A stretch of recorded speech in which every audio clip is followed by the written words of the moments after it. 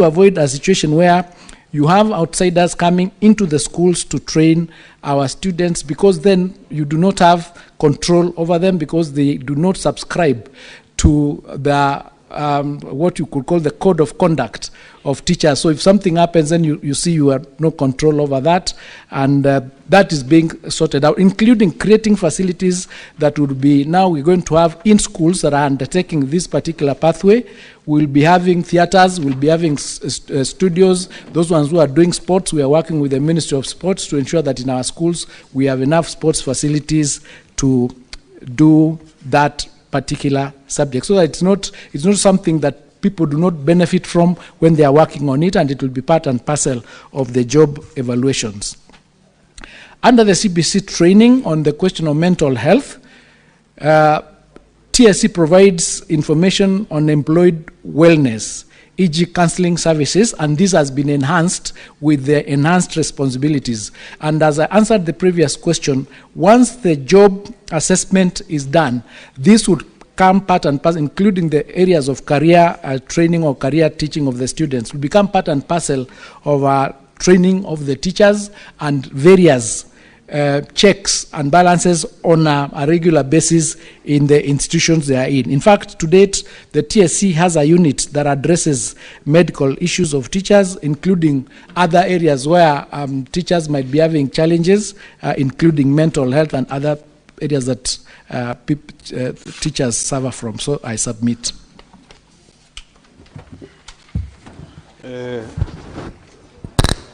I will have this communication to make Honorable Senator Mbadi.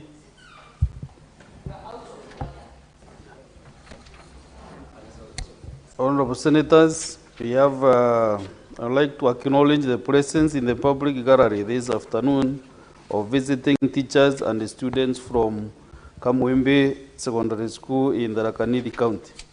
The delegation comprises 4 teachers and 99 students who are in the Senate for a one-day academic exposition. Honorable Senators, in our issue tradition of receiving and welcoming visitors to Parliament, I extend a warm welcome to them, and on behalf of the Senate and on my own behalf, wish them a fruitful visit. Thank you.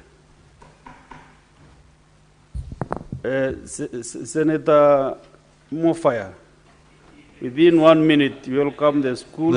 I can't escape the...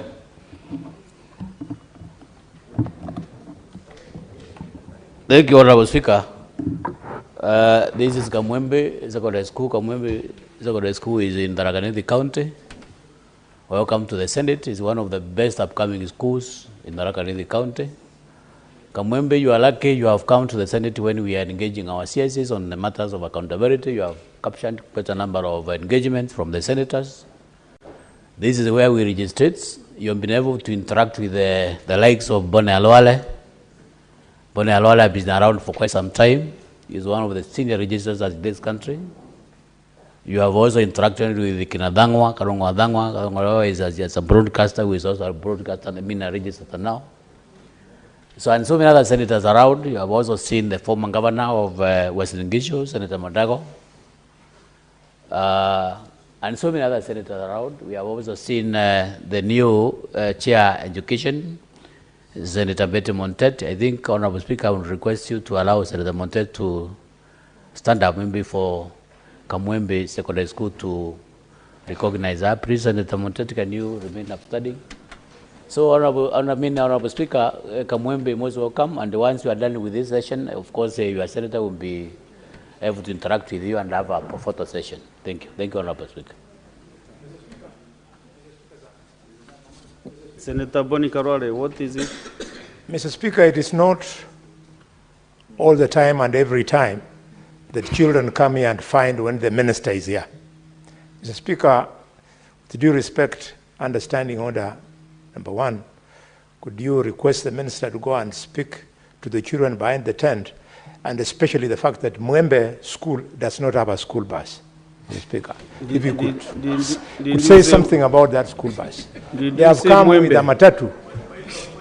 Did you say Mwembe or Mwembe? You know, Boni Karwale, the senator for Tharaka County is Senator Mofaya.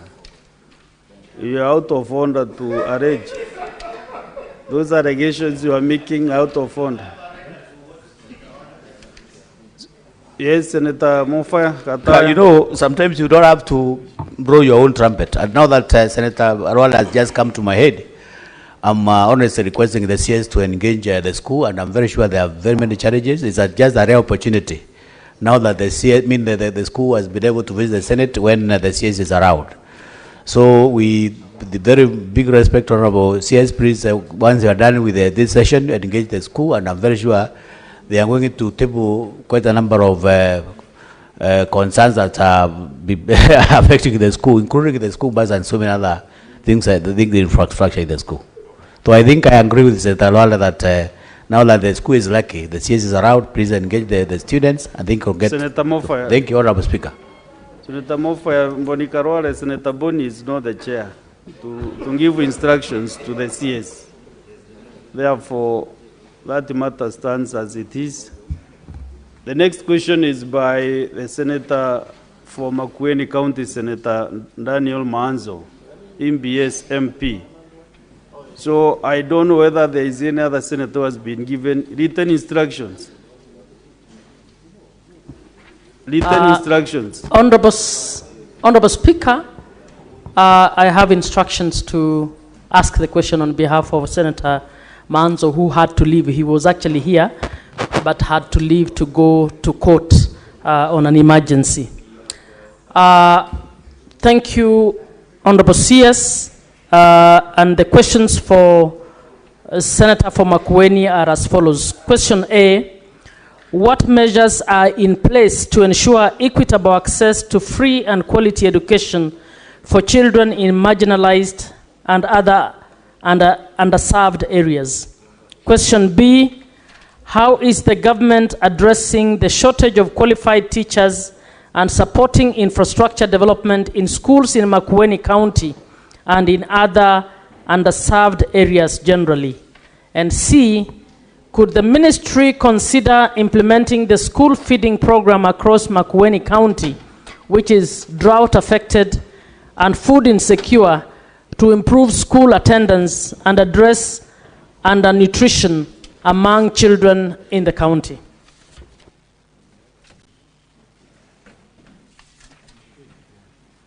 Honorable CS.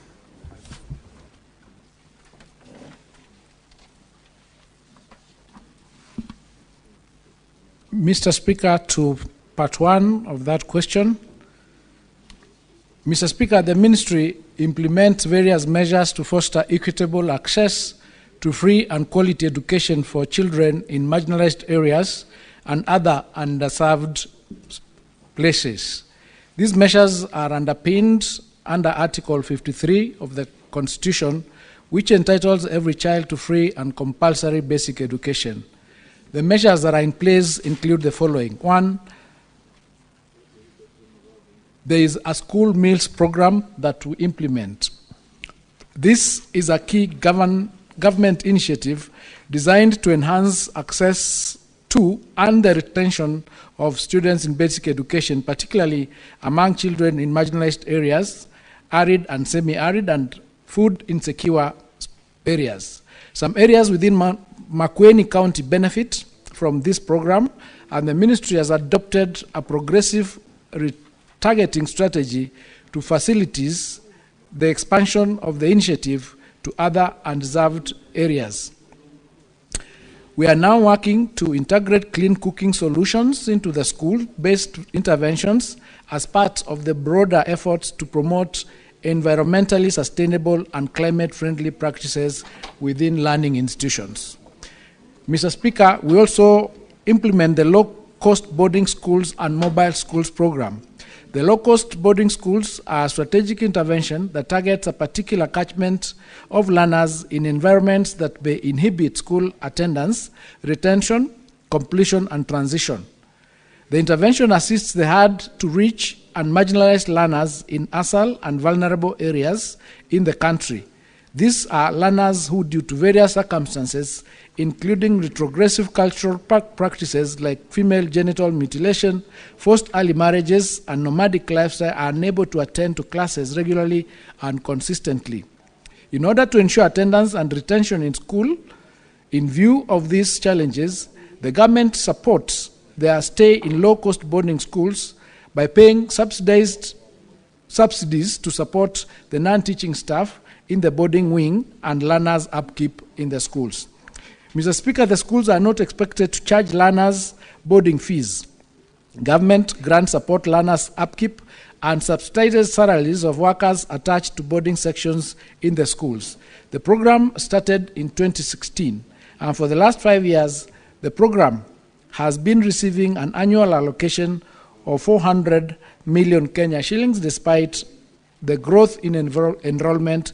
Currently, there are 486 public low-cost primary schools serving a total population of 144,845 learners. Mr. Speaker, learners who have been enrolled in school are saved from retrogressive practices like child labor, cattle rustling, and early marriages. This ultimately translates into improved transition and retention rates across the levels of basic education.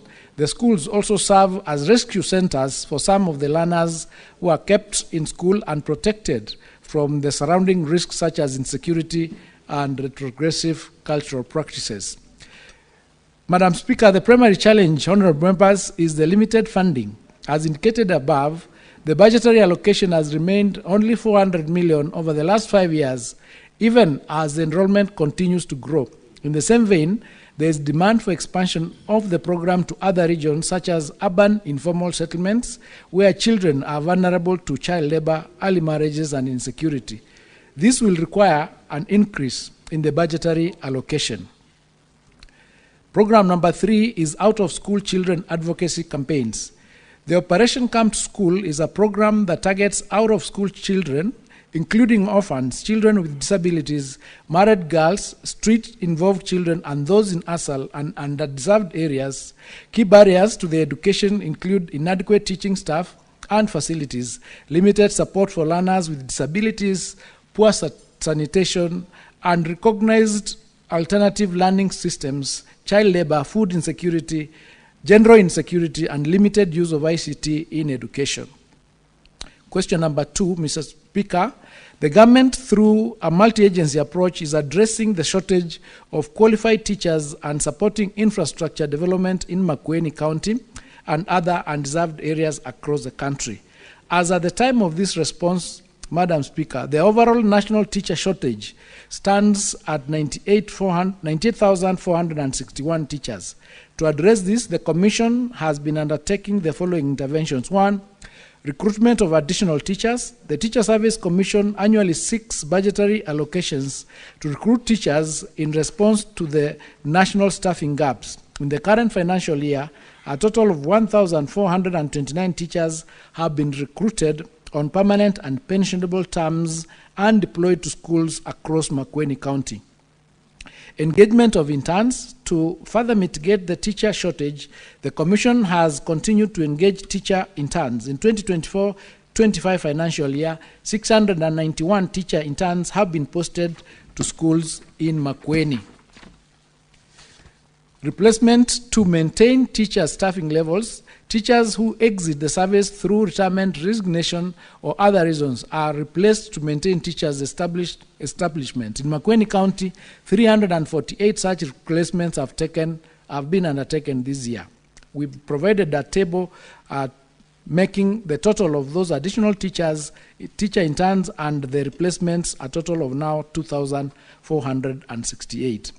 The strategies outlined above are consistently being applied in our undeserved regions across the country, including arid and semi-arid lands and remote areas. These include targeted recruitments based on staffing gaps, replacement of exited teachers, and annual deployment of the teacher interns.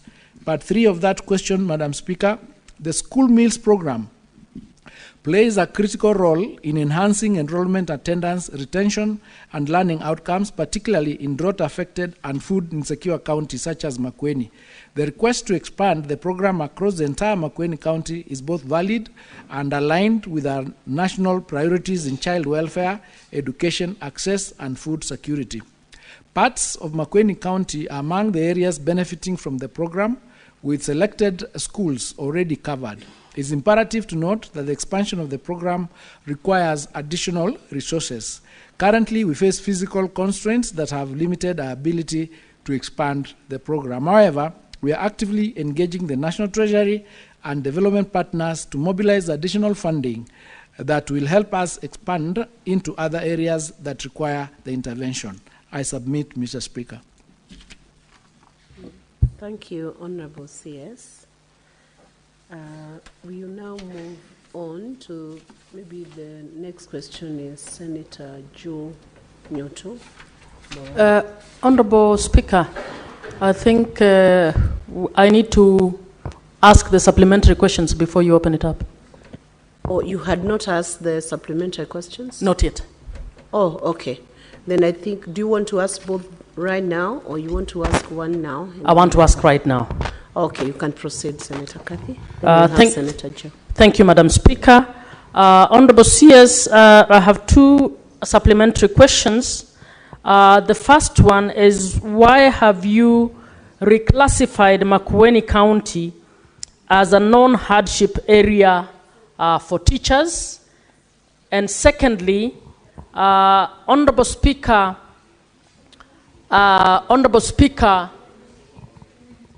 in Nairobi County, the most vulnerable are situated in the informal settlement. How many schools has the Ministry of Health built with public funds? How many public schools have been built in the informal settlements in Nairobi, Mathare, Mukuru, Kibera, and the others, to support the highest population of vulnerable people within Nairobi County? Okay, thank you, Senator Kathy. I think you were holding fort for Senator Manzo, who is now in the House, but now the questions have been asked. Anyway, let's proceed with the Minister responding to that. And before, Minister, you respond to that, CS, maybe we ask Senator Joe Nyoto's question, and then you can tackle both.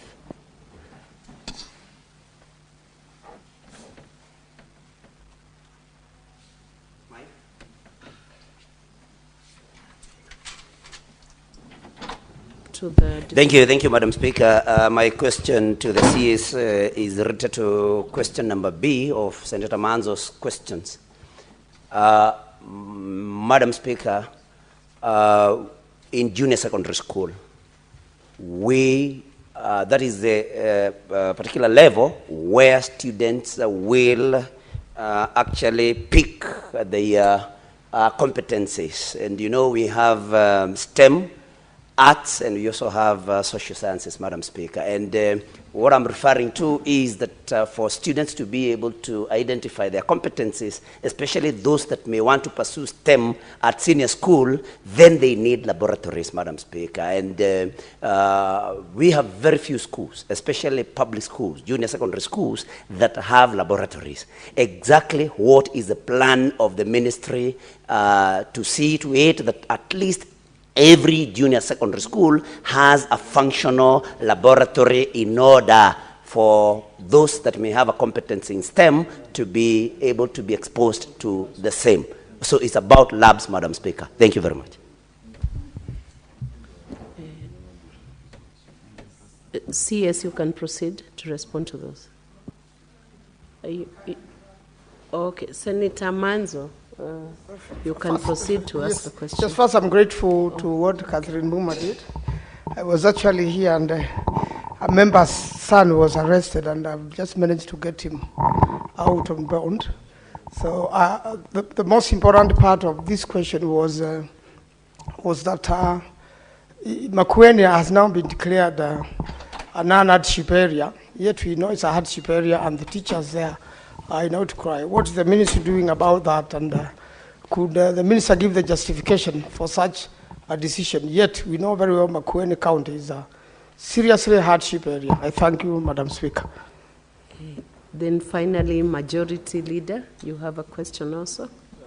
Madam Speaker, A totally unrelated question, but you know, citizens are following what you're doing here. And somebody has just sent, one of the people who employed me, which is my constituents, has sent me a text and said, please, I work as a police officer. While they paid the teachers who are involved in the marking of national examinations, the police officers who provide the guarding services, you know, the containers that carry the exams, up to date, 5 months after the exams were released, they are still waiting for their pay. So he said, please bring it to the attention of the minister so that those officers can be paid. I thank you. Thank you, Majority Leader. I think, CS, you can now tackle those questions. Thank you, Madam Speaker. On the question of reclassification of Makueni as a non-hardship area, this is, I think, a general problem in the whole of government, because we found in certain areas you'd found one part of government classifying it as hardship, then the other part does not recognize it as hardship. So you'd have two officers, maybe a teacher and a civil servant in the same area being classified differently. So we've made a recommendation that an audit be done, and we have an actual gazettement of all the hardship areas so that it is harmonized. So with respect to the reclassification, I don't have clear information as to how this has happened. I'm hearing it here for the first time, and I undertake to find out what is the basis of that reclassification. But as far as our programs in the ministry are concerned, CS, can you confirm within which period you will bring back that response on the reclassification? You are undertaking the period. 2 weeks, Madam Speaker. That's okay. With respect to with respect to the school feeding program, we have a program where we are supposed to work towards reaching 10 million children. We are currently supporting 2.6 million, which is far below the children who actually require that support. So we'll be working continuously to reach that number, and that number was the target for 2030. So we are looking forward to get resources from both the government and our partners to ensure that children in the ASAL areas who deserve to get this program, and those in the urban informal areas who require this support, so that we retain them in school for one reason, to retain them in school as required under the Constitution. We look for resources to ensure that we reach that number. In the question to Senator Nyutu on the number of laboratories, this year in the budget we provided for a budget to construct a further 1,600 laboratories. We are also working with our SEPU, the school equipment unit, to provide mobile laboratories, and also working with other institutions, because we realize that some of the JS schools are adjacent to secondary schools, so they join together and use those facilities so that they are not completely left out. So as a government, we are working progressively to ensure that each and every school has a lab. We are also working with the CDF to convert some of those classrooms that have been done into labs for these students and provide the much required lab equipment so that they are not completely left out. We are aware of it and we are doing something about it. I've answered the hardship area, the issue that will respond in 2 weeks and give that reason. On the issue of non-payment of police officers who assisted us in the examination, I am aware that there was a challenge with the budget, and we've requested for some resources under Supplementary 3, and we'll be going to sort out the police officers once that exchequer is released. Thank you, Madam Speaker. Senator Kadhi's supplementary question has not been responded to. The schools in slum areas. Oh, yes, sorry, yes, true. The question of how many schools that have been built, public schools in informal settlements in Nairobi. I have asked the DG to give us that report within 2 weeks. I do not have the actual data, so we'll also provide it through the Education Committee, the actual number. So what timelines do you need for that response? Or Senator, do you want to bring a substantive question?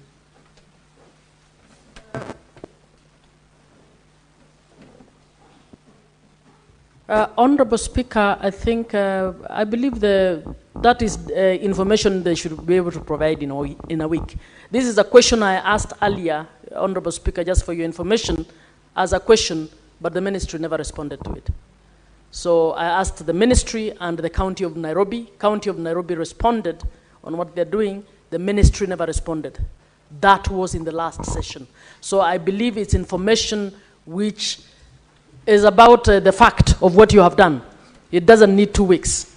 It can actually be done in 1 week.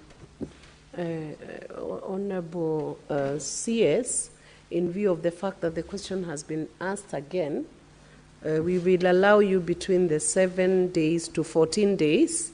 But if you can endeavor to provide that information within 7 days, that will be good. But you will have up to 14 days to bring the response to the facts. I believe those are existing facts. You might not need to do much to get those facts. They should be existing in the ministry. Well guided, Madam Speaker. Honorable CS, is there anything else you would wish to clarify? You can give your closing remarks as we wind up that session. Just to thank Madam Speaker and the honorable members for the opportunity to respond to the issues that are facing the ministry, and just to,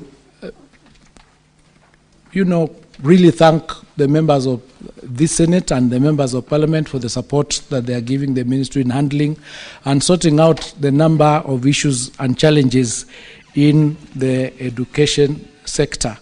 And I believe that working together, we will be able to resolve a number of issues that we are facing, and taking into account also the recommendations and suggestions that you've given to us. We'll endeavor to ensure that we put them into practice in order to resolve the issues, and because generally all of us are working for Kenya. So thank you so much for the opportunity to be here. And to the students from this school in Tharaka Nithi, let me welcome you to Nairobi, and I'll be passing by to see you. I'm sure that having followed these particular proceedings, some of them might be ending up unseating some of the senators around here. But thank you so much, and God bless all of you. Thank you, Honorable CS, for the responses you have given to the House. It is quite clear that education is one very critical pillar, which honorable senators are very interested in, and I believe even the Kenyans. So thank you for the insights you have offered as you answered those questions. Now you are free and you are discharged. Thank you. Next order. Thank you.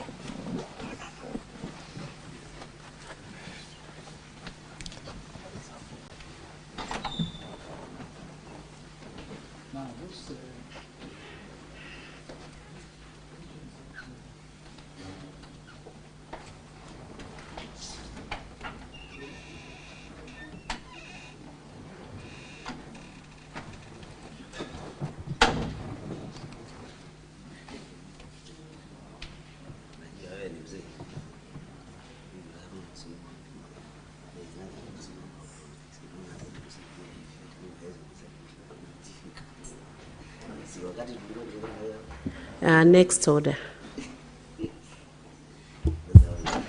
Order number 8, motion, consolidation of bursary funds for equitable access to education in Kenya. Senator Karungo Thangwa, I believe you're the one moving this motion. It's your motion. And as you do so, under order number 8, you will have 20 minutes to move that motion. You may proceed.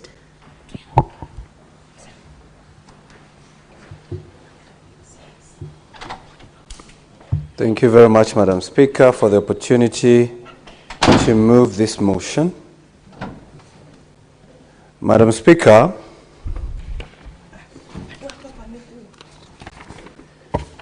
I beg to move the motion, consolidation of bursary funds for equitable access to education in Kenya, that aware that pursuant to Article 53 of the Constitution, every child in Kenya is entitled to free and compulsory basic education, and the Basic Education Act provides that Basic education should be guided by the principles such as equitable access to all children and equal access to education or institution. Further aware that many students in secondary schools and higher education institutions come from financially disadvantaged backgrounds, making it difficult for them to afford school fees and access education opportunities. Noting that over the years, various interventions have been made, including the issuance of bursaries through the National Government Constituency Development Fund, that is NGCDF, National Government Affirmative Action Fund, that is GAF, the Ministry of Education, and county governments through various county bursary funds. Concerned that, despite these efforts, school fees remain unaffordable for many parents, and the allocation of bursaries has been plagued by nepotism, favoritism, and political manipulation, lack of transparency and accountability. Further concerns that public learning institutions are primarily funded by the government through the Ministry of Education, and in the financial year 2024-2025, approximately Kenya shillings 656 billion was allocated to education sector, making it difficult to ascertain the specific funds granted to each student and the lack of transparency in the disbursement of bursaries from various agencies, making it difficult to determine the total amount allocated in a financial year, thus hindering efforts to ensure equitable access to education for financially disadvantaged students. Now, therefore, the Senate urges the Ministry of Education to, 1, audit the funds allocated to bursaries by both the national government and the county government, consolidate the funds distributed by various government entities and agencies with the aim of directing these funds directly to schools as supplementary capitation to facilitate the achievement of free secondary education. And number 3, calculate the cost of education per learner and make this information public for primary, secondary, and tertiary institutions, including a detailed breakdown of the annual financial requirements for each student across the country. Madam Speaker, we just concluded a session with the CS Education. How I wish he could have sat in to listen to this deliberation, because once the Senate, Madam Speaker, concludes on this matter, it will be taken to the Ministry of Education to at least implement on the proposals and recommendation of the Senate. Madam Speaker, I want to be on the record that we, or this motion, is not fighting bursary. Because, Madam Speaker, bursaries are lifeline. Without bursaries, so many students could not have attained education. Without bursary, so many children could not have gone to school. And without bursary, Madam Speaker, the rate of dropout and the illiteracy rate could have been higher than it is today, Madam Speaker.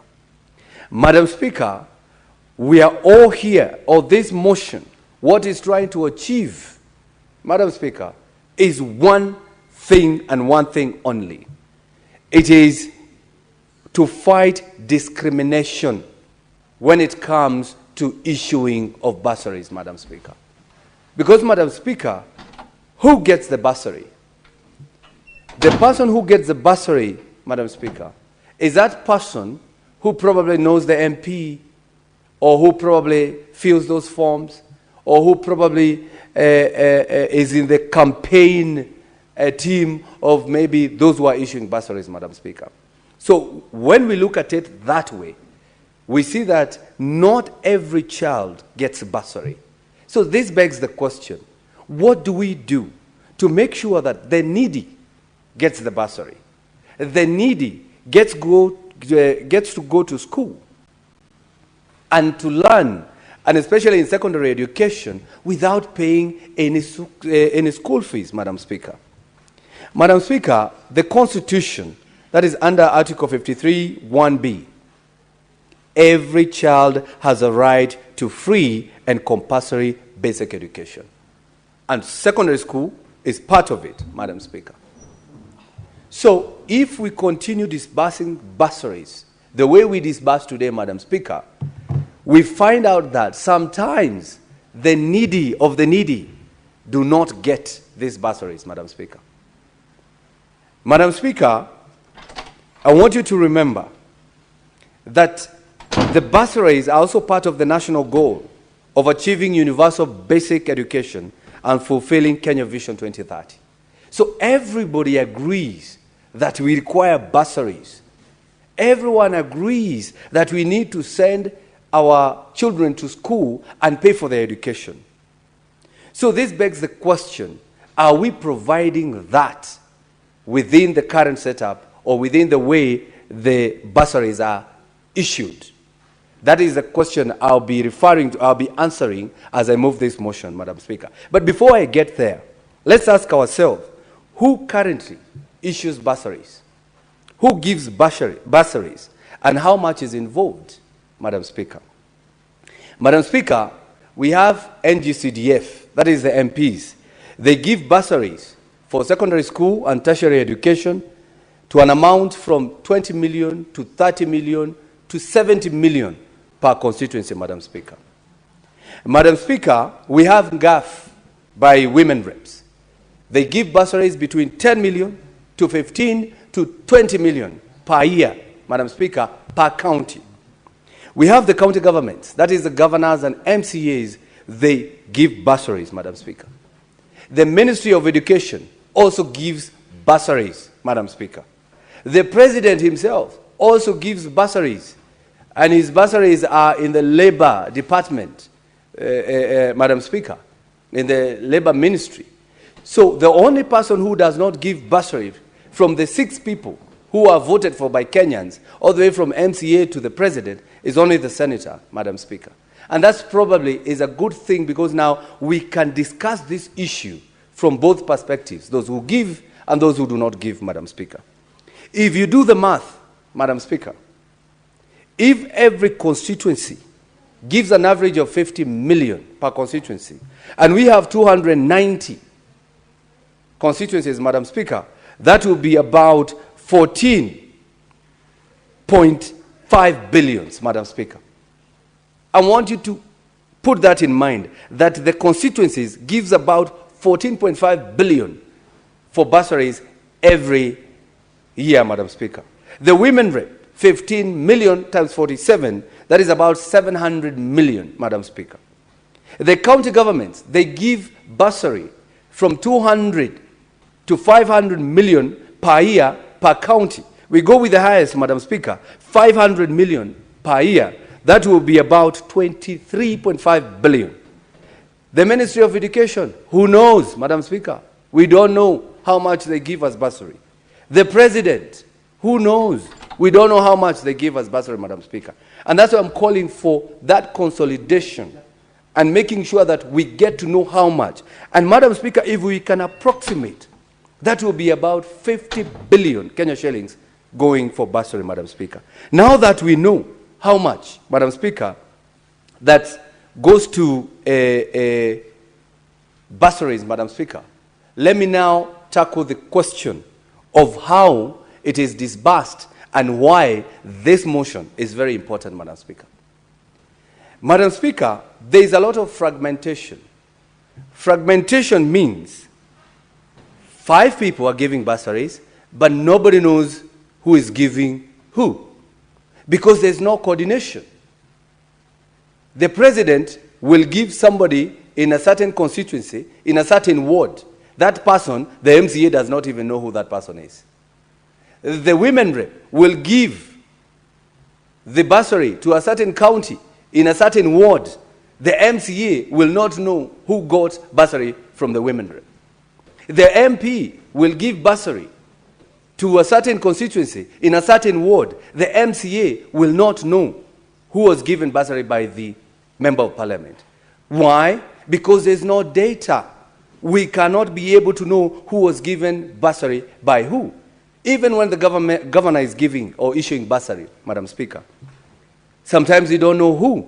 Even the MCA, when the MCA now is also giving bursary, the member of parliament doesn't know who was given by the MCA. The member of parliament, the women rep, the president, and even the governor probably, they don't know who was given by the MCA.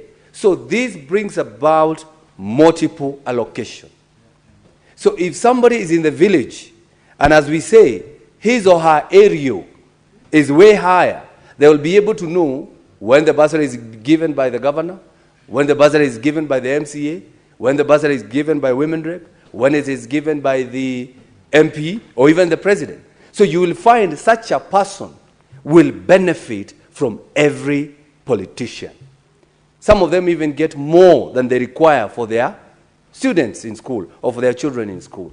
So that's why we are saying we need to align this, Madam Speaker, that an MCA should know who was given bursary by the MP. The MP should know also vice versa, who was given by the MCA or women rep or the president. So that, Madam Speaker, we deal with inefficiency and duplication. Because if we cannot cure this duplication, we are losing money, Madam Speaker. And that's why this motion is suggesting, instead of sending an MP, probably sending an MCA, probably sending the president, or sending anyone, the question I asked here before on this floor, why don't we take all this bursary and put it in school, and especially secondary schools, so that we can make secondary education free of charge, Madam Speaker? What stops us from doing that? We can add it to the capitation so that you don't have to go kneel to a politician to get bursary, Madam Speaker. And that way, we will be able to know how much is needed for education. Previously, when the CS education was here, I asked him a question. Do you know how much have you costed education per child? The CS said they don't know. So we even budget for things that we don't know, Madam Speaker. So this motion is telling the CS and the Ministry of Education, calculate the cost of education per learner and make this information public for primary and secondary and tertiary institutions, Madam Speaker. And this is including a detailed breakdown of the annual financial requirements for each student across the country. We need to know, if I get to Form 1, how much does that child need to have his or her education until the end of the year, Madam Speaker. Madam Speaker, we are still dealing with the problems with the current system of bursary issuance, the favoritism, the nepotism, and politicization, Madam Speaker. Madam Speaker, sometimes I feel like crying when I see our mothers sitting on the ground, sitting on the soil, on the grass, waiting for a politician to finish their speech so that they can be given 2,000 Kenyan shillings to go pay bursary, Madam Speaker. We need to restore the dignity of our parents, the dignity of our mothers and sisters, mothers and fathers, that we do not have to make them sit on the ground for them to get this 2,000 shillings that they need to take the kids to school. That money should be sent to school so that that education in secondary school is free, Madam Speaker. We need to restore the dignity. The way we do not give politicians money for NHIF or for SHA, such that anybody who is having a cold here, Madam Speaker, anybody who has a broken leg, I have money here from national government, you have to go to hospital, you get treated, and the government pays for that. That is what we are supposed to do with education. Go to school and study, the government will pay, Madam Speaker. Because I do not understand, why does the government give you money to go pay government? And this is actually the reason why I brought this motion, Madam Speaker. Why does the government gives you money to go pay government? It's like, Madam Speaker, I own a portion mill. I have unga every day in a portion mill. And instead of giving you unga, I give you money to come and buy from my portion mill. I give you 50 shillings, I tell you, come and buy now in my shop. rather than just giving you unga, if I have to give you unga, Madam Speaker. So what I'm trying to say, Madam Speaker, we need to restore the dignity and as well bring about transparency, because there's no public database. And this is what we are asking the Ministry of Education, that we need a database. We need to know, if I think about my ward, where I come from, where I was born, called Ngewa Ward in Kiambu County. If I go to the systems, I need to know who was given how much, by the MCA, by the MP, by the governor, by the women rep, by the president, by the ministry. So that, Madam Speaker, we are able to be transparent and know who gets what, Madam Speaker. Madam Speaker, on the issue of what the motion is proposing,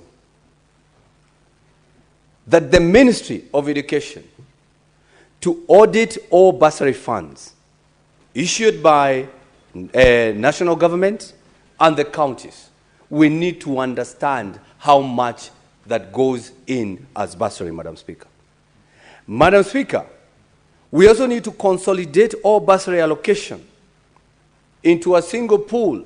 And I want you to understand me clearly, because this might be misconstrued, like we are taking the bursary back to the central government. No, that is not what we are doing. Consolidation means, if you know you have this amount of money from all the bursaries, then after we calculate the cost of education per child, this money is disbursed directly to schools as supplementary capitation, Madam Speaker.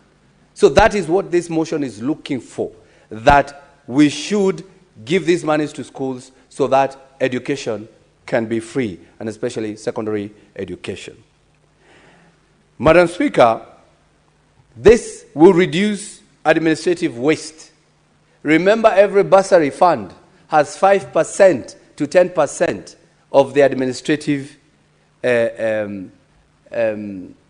cost, Madam Speaker.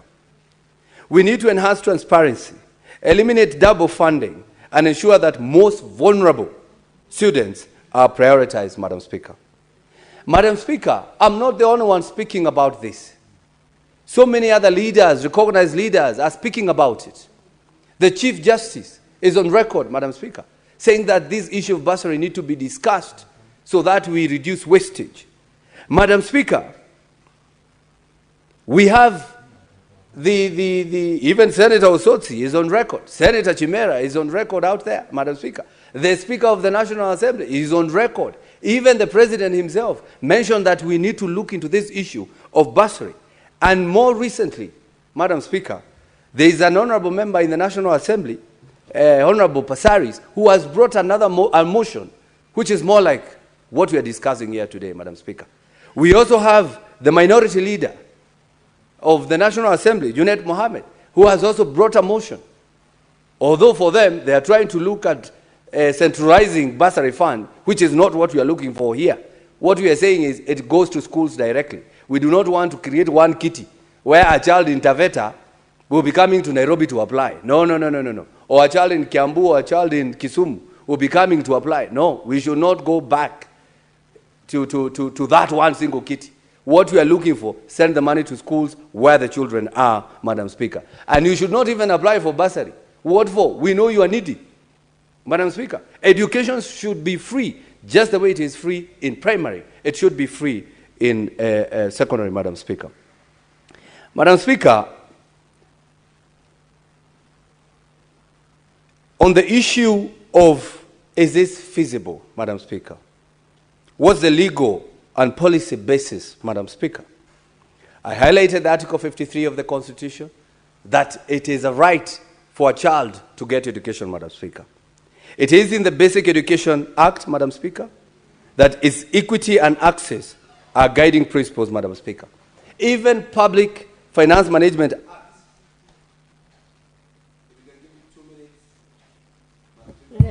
Allow him 2 minutes, please. Thank you very much, Madam Speaker. Even Public Finance Management Act support fund consolidation and accountability. And of course, Vision 2030, Madam Speaker. Madam Speaker, what does success look like? one transparent bursary system that is supplementary capitation that is given directly to the schools. It is even better for children to apply for bursary in their schools, Madam Speaker, rather than in their villages or rather than at the mercy of any politician, Madam Speaker. We need to have a digitized beneficiary tracking system and audit trails, Madam Speaker, so that we are able to know who gets what when it comes to bursary allocation. Madam Speaker, I call all the senators to support this motion.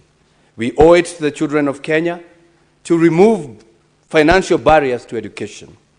This is not a partisan motion. It is a motion for equity, accountability, and national cohesion, Madam Speaker. A consolidated bursary system is the only way to ensure no deserving student is left behind. Madam Speaker, I move. I take this opportunity to call upon the seconder of the motion, Senator for Vihiga, Senator Osotsi. Thank you. Senator Osotsi. Thank you, Madam Speaker. Madam Speaker, from the onset, let me say that I fully support this motion, and I want to say that I second this motion because it's a very, very progressive motion. The motion to consolidate all bursary programs into one program is very progressive, as explained by the mover of this motion, the Senator for Kiambu. Madam Speaker, as you know that I'm the chair of the County Public Investment and Special Funds Committee. And we, for the last 2 years, we have been dealing with the audit reports for bursary funds in our counties. And we have tabled numerous reports on this floor, and I can tell you that the picture coming from those reports is not good. This money that we give as bursary funds are being misapplied, misappropriated in our counties. And we have given recommendations, and one of the recommendations we have given is the need to align those bursary funds to the law and consolidate bursary funds. Madam Speaker, some of us went to school through bursary funds when bursary was working.